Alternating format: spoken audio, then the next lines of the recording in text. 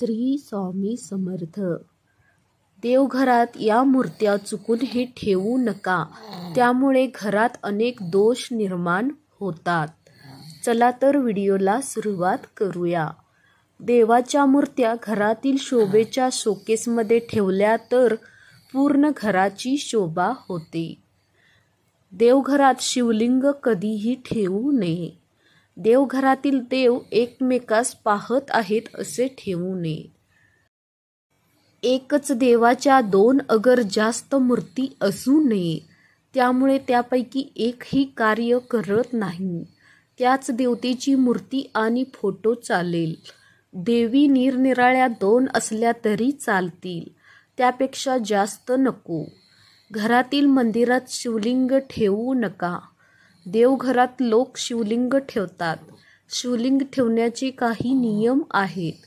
घरात एकापेक्षा जास्त शिवलिंग ठेवू नये असं शिवपुराणात सांगितलं गेलं आहे. शिवलिंगातून प्रत्येक वेळी ऊर्जेचा संचार होत असतो, त्यामुळे शिवलिंग नेहमी खुल्या जागी ठेवावे. त्याचा आकार कधीच अंगठ्यापेक्षा मोठा नसावा. दत्तक गेलेल्या घराण्याचे अगर बुडीत घराण्याचे देव देवघरात पूजू नयेत. ते सर्व विधिवत विसर्जन करून नवीन देव करावेत.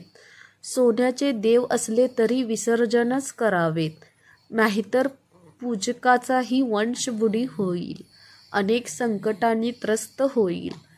देवाऱ्यात भगवान शंकराची मूर्ती अगर फोटो पूजू नये. घराचे वातावरण स्मशानवत होईल, कारण भगवान शंकराचे सगुण रूप स्मशानातच तांडव नृत्य स्वरूपात मानले जाते. संसारी माणसाने मारुतीची देवघरात पूजा करू नये. कुटुंबाचा वंश खंडित होण्याची शक्यता राहते. घरात 6 फुटाच्या वर दक्षिणाभिमुख मारुतीचा फोटो लावता येईल. देवघरात शनीची पूजा करू नये. सर्व जीवन संकटमय अति उदास राहते. देवघरात मुजा पुंजू नये. बाकीचे देव काम करत नाही. देवघरात गायत्री मातेची पूजा करू नये, कारण गायत्री मातेचे स्वरूप पराकोटीचे पवित्र आहे. देवाशिव पाळणे अतिशय कडक असते. विटाळशी स्त्रीची छाया देखील त्यावर पडलेली चालत नाही. देवघरात काळभैरवची पूजा देखील निषिद्ध मानली आहे. तो यम असून अति उग्र व कडक आहे. देवघरात म्हसोबा पूजू नये, त्यामुळे कुलदेवीची कृपा छत्र कुटुंबावर राहत नाही. कुटुंब नित्य अनेक संकटांनी पीडित राहते. तसेच देवघरात पीराची अगर पीराच्या चिन्हाची पूजा करू नये. इतर हिंदू देव देवदेवतांची कृपा लाभत नाही. गुरु व शिष्य यांची एकाच वेळा पूजा करू नये. देवाच्या मूर्ती शोकेसमध्ये ठेवू नये. ते देव त्या कुटुंबाचीच शोभा करतात. देवघरातील पूजेच्या मूर्त्या 3 इंचापेक्षा कमी असाव्यात. जास्त उंचीच्या मूर्त्या विसर्जन कराव्यात. देवाऱ्यातील देवांना माशी लागलेली असू नये.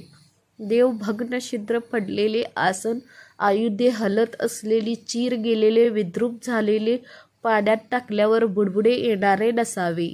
ताबडतोब विसर्जन करून नवीन मूर्ती स्थापन कराव्यात. बक्षीस मिळालेले सापडलेले देव देवघरात पूजू नये. आसरा देखील देवघरात पूजू नये.